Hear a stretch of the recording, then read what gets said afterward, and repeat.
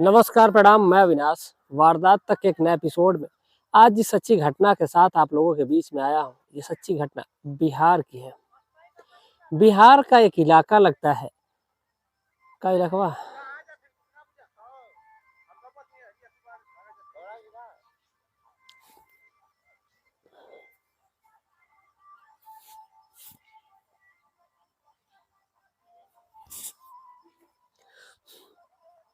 नमस्कार, प्रणाम। मैं अविनाश, वारदात तक के एक नए एपिसोड में आज जिस सच्ची घटना के साथ आप लोगों के बीच में आया हूँ, ये सच्ची घटना मध्य प्रदेश की है।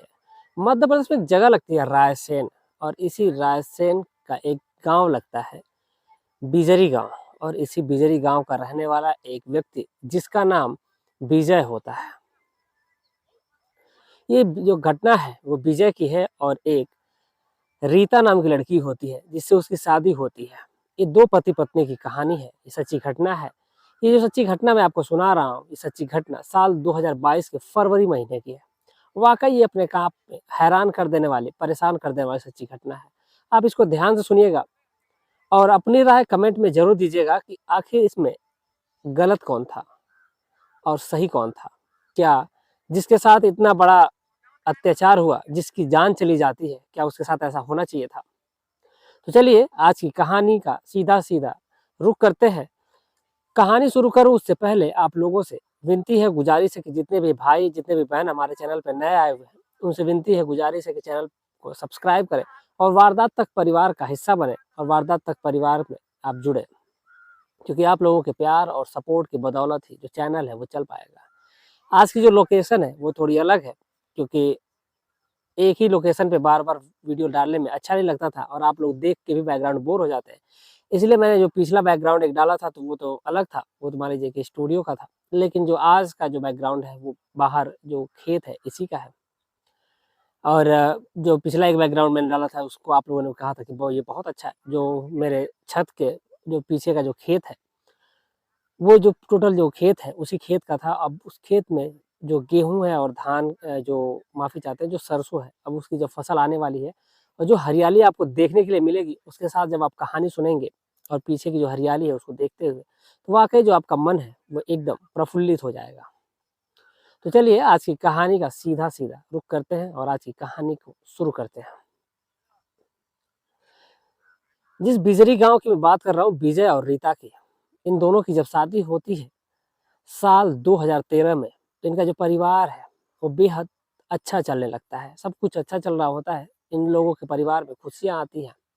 वक्त गुजरता है और वक्त गुजरने के साथ जो ये परिवार है, सबको ही पैसे की आवश्यकता होती है। तो इसी के सिलसिले में जो विजय है वो पहले तो मुंबई जाता है और मुंबई के जो बांद्रा इलाका है उसी इलाके में एक रूम लेता है और उसी रूम में जा करके वो रहने लगता है और वहीं पर एक बगल के ही प्राइवेट कंपनी में जॉब करता है।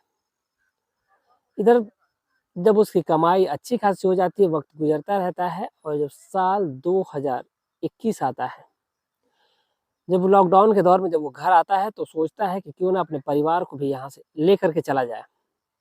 जब वो परिवार को लेकर के चला जाता है और वापस उसी मुंबई के बांद्रा जब इलाके में अपने घर पे पहुँचता है, और जो 2 बच्चे उसके हुए होते हैं, जिसमें एक का नाम विवेक होता है और एक का नाम राजेश होता है।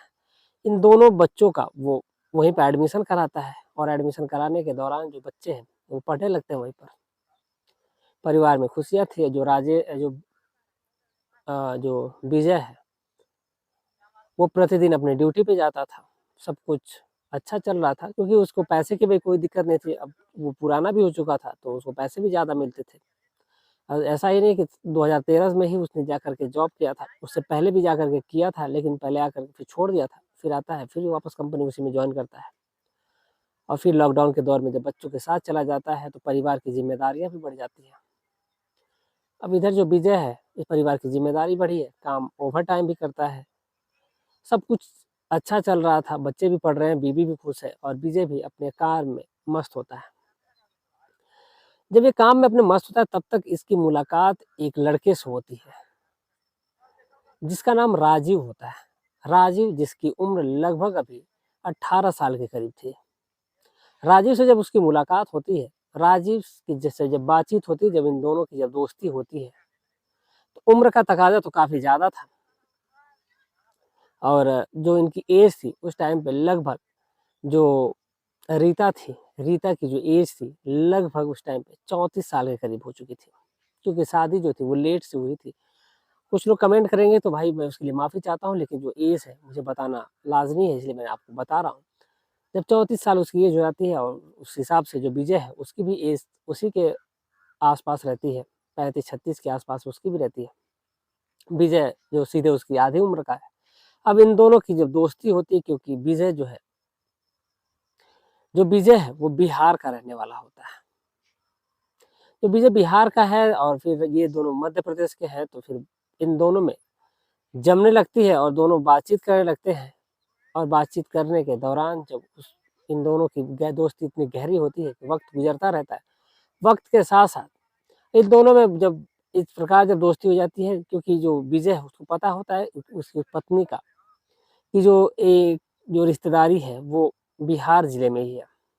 तब इस वजह से विजय उसको ज़्यादा अच्छा दोस्त मानने लगा था और फिर वो एक दिन अपनी पत्नी से कहता है कि एक मेरा दोस्त है जो उम्र में तो काफ़ी छोटा है, यानी 17-18 साल उसकी उम्र है, और उस उम्र में वो अपने परिवार की जिम्मेदारी उठाने के लिए यहाँ पर आ चुका है और यहीं पर रह करके जॉब करता है। बहुत ही अच्छा लड़का है और सबसे अच्छी बात तो ये है कि वो बिहार का रहने वाला है। जब बिहार की बात सुनती है रीता, बिहार का नाम जब उसकी जुबान से आता है तो वो काफ़ी प्रफुल्लित हो जाती है। कहती है, अरे बिहार का तो मेरा है, बिहार में तो मेरे हमारे रिश्तेदार रहते हैं, हमारे बुआ रहती हैं। अब जब इस बात जब सुनता है तो फिर वो कहता है कि ठीक है, तो वो कहती है कि एक दिन उस बच्चे को खाने पे बुलाइए। तो वो कहता है कि ठीक है। फिर अगले दिन जब विजय जाता है और जा कर के वो दोनों जब बातचीत कर रहे होते हैं, तो जो विजय है वो राजीव से कहता है कि आज तुम मेरे घर पे चलो और वहीं पर खाना खाना। आज हमारे घर पे तुम्हारे लिए एक छोटी-सी दावत का आयोजन किया गया है। वो कहता है कि ठीक है। अब शाम की जो ड्यूटी है जब खत्म होती है तो जो विजय है और ये राजीव है, ये दोनों पहुँचते हैं घर पे और उसकी जो पत्नी है वो तरह-तरह के जो पकवान है वो बनाई रहती है और फिर ये दोनों जब पहुँचते हैं तो फिर खाना खाते हैं और इन लोगों की ढेर सारी बातें होती हैं। और सबसे एक अच्छी बात तो ये थी कि जो राजीव था वो वहीं पर काफ़ी दिनों से रहता था और उसने अपना खुद का ही एक मकान मतलब किराए पे जो लिया हुआ था, उसमें एक ही कमरा था, उस कमरे में वो अकेले रहता था। आमतौर पे वो ऐसे इलाकों में अकेले कमरे में रहना थोड़ा-सा बहुत ज़्यादा कॉस्टली होता है, अफ़ोर्ड करना बड़ा मुश्किल होता है। लेकिन जो राजीव था, वो लगभग 14 साल की उम्र से ही उसी कंपनी में जॉब करता था और क्योंकि आजकल आप लोगों को पता ही है कि ये जो गरीबी है, गरीबी जो है, वो किसी को कुछ भी करने पे मजबूर कर देती है। वो उम्र नहीं देखती और फिर आदमी मजबूर हो जाता है कमाने के लिए। तो इसी प्रकार जो राजीव है वो कंपनी में जाकर के वहीं पे काम करने लगा था, क्योंकि उसके कुछ गाँव के ही लोग थे जो वहीं पे रहते थे और वो उसको ले जाकर के उसको वहीं पे लगा देते हैं। अब राजीव का आना-जाना विजय के घर पे लगा रहता था। अब एक दिन किसी कार्य से जो राजीव है वो अपनी कंपनी में काम कर रहा था, तब तक जो विजय है उसकी कंपनी वाले जो है उसको किसी काम से बाहर भेज देते हैं। और उस दिन के लिए जब वो बाहर जाता है तो जो राजीव है उसको उसकी जो चाची यानी कि जो रीता है, रीता फ़ोन करके कहती है कि अगर आप कहें तो मैं राजीव को आज घर पे बुला लेती हूँ, क्योंकि घर पे मैं अभी अकेली हूँ और राजीव भी घर पे अकेला ही रहेगा, तो इससे अच्छा है कि वो आएगा यहीं पे खा पी लेगा और यहीं पे आज रात रुक भी जाएगा। तो जो विजय है वो कहता है कि ठीक है, कोई दिक्कत नहीं है, तुम उसे बुला लो। अब इस ये बात जब रीता सुनती है तो वो कहती है कि ठीक है।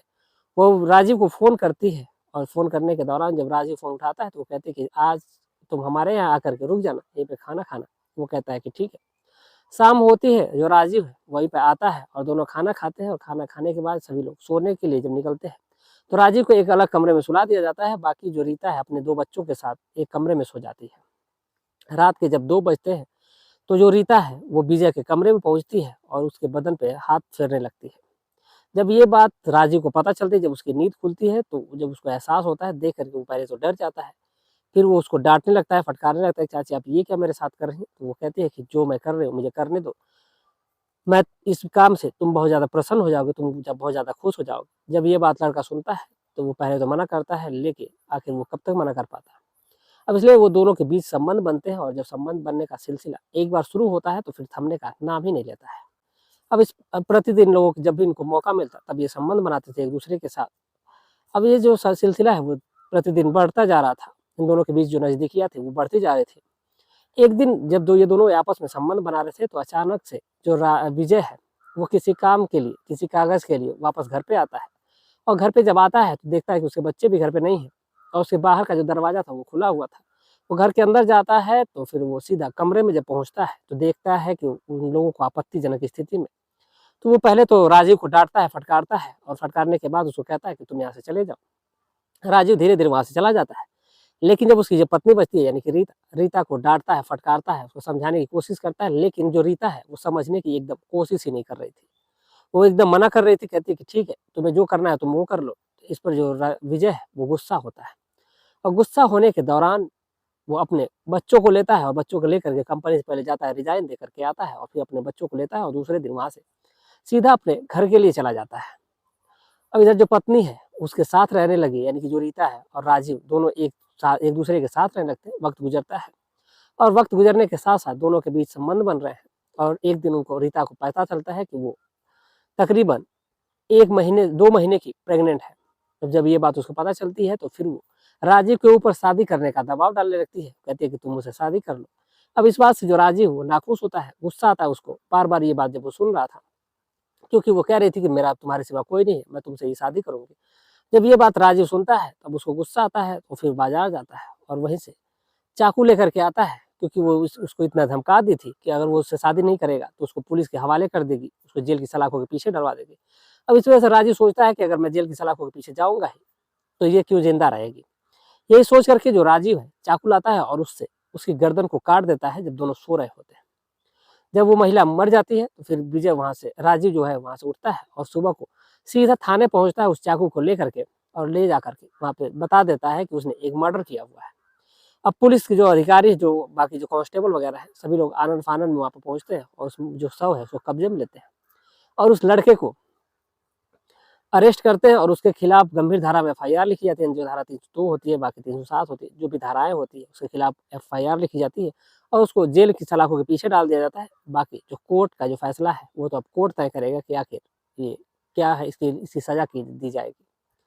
क्योंकि लड़का जो था वो आधार कार्ड से 18 साल का था, बाकी जो उसकी एज थी अभी कम ही थी। तो बाकी ये तो कोर्ट का निर्णय है कि वो तय करेगा कि क्या करना है क्या नहीं करना है। इस पूरे घटनाक्रम को सुनाने का उद्देश्य हमारा किसी की भावनाओं को ठेस पहुंचानी, बल्कि आपको जागरूक और सचेत करना है। आप जहाँ रहे स्वस्थ रहे, मस्त रहे। आप इस पूरे घटनाक्रम को सुनने के बाद आपकी क्या राय है और आप कहाँ से हैं, अपना जो कमेंट है, अपना नाम और अपना प्रदेश का नाम आप कमेंट में जरूर दीजिएगा, क्योंकि मैं प्रतिदिन आपके नाम पढ़ता हूँ। सभी लोगों के नाम अपने पूरे परिवार के साथ, यानी जितने हमारे वारदात तक के परिवार के लोग हैं, 17-18 हजार लोग हैं, सबके साथ मैं आप लोगों का नाम शेयर करता हूँ। तो उम्मीद है कि आप लोग अपना नाम और अपने प्रदेश का नाम, अपने गाँव का नाम आप लोग मैसेज करेंगे। तो चलिए मिलते हैं कल शाम 7:30 बजे एक और सच्ची घटना के साथ। तब तक के लिए जय हिंद, जय भारत।